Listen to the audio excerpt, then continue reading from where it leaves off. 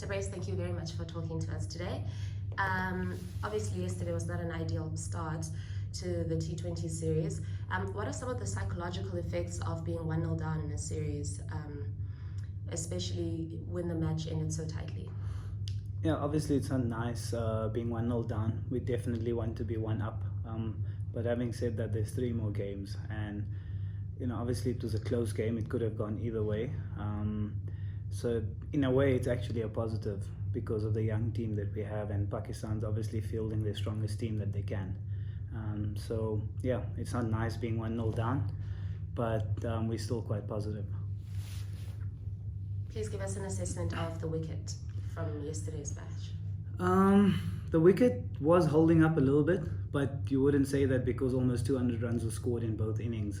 Obviously at the Wanderers the ball travels short boundaries, so I don't think the wicket has that much of an effect that it would have on other grounds because the ball flies off the bat and the boundaries are small.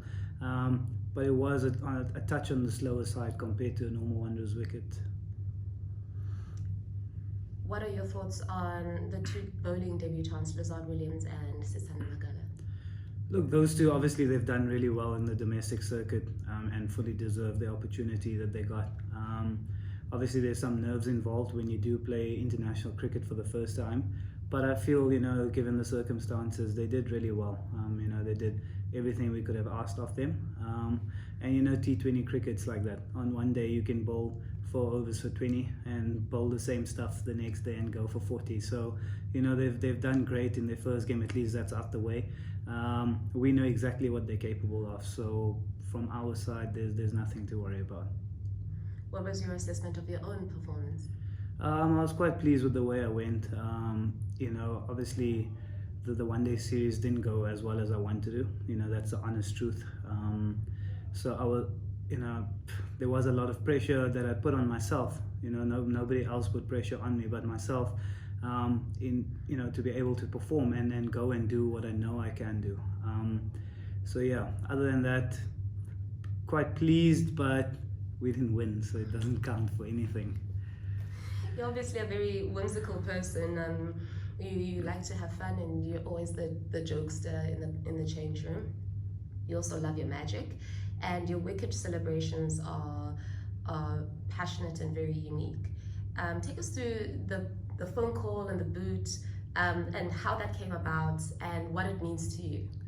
For me, it's just about having fun on the field. Obviously, like I said, the one-day series didn't go well for me, and the way I play my best cricket is when I'm having fun.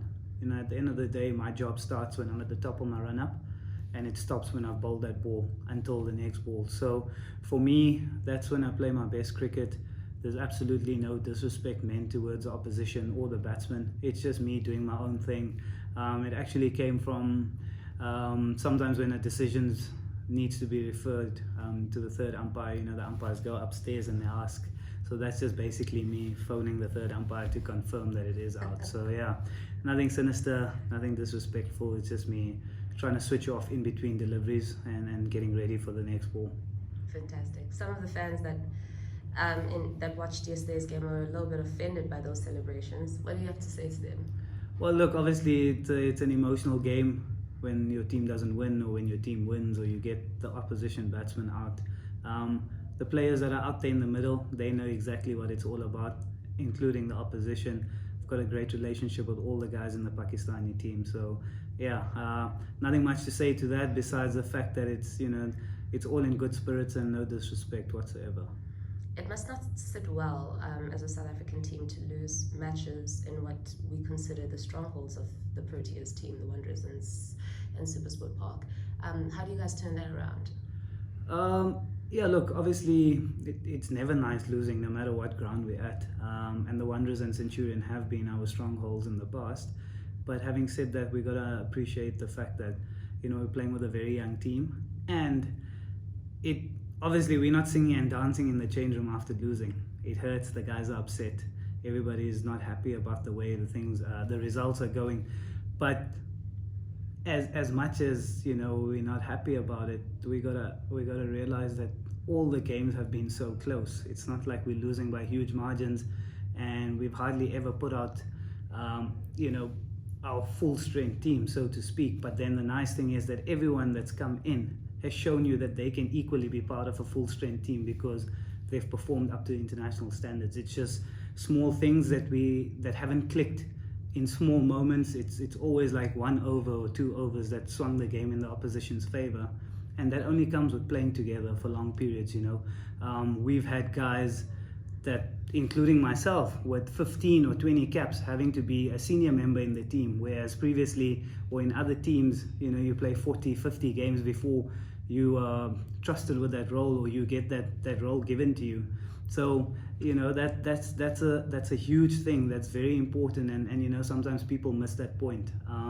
So that will only come with game time and understanding each other's games. And we can't play those games on PlayStation. We have to go out there and play together and understand each other's games, and also learn from these experiences. Sometimes defeat actually teaches you quicker than winning.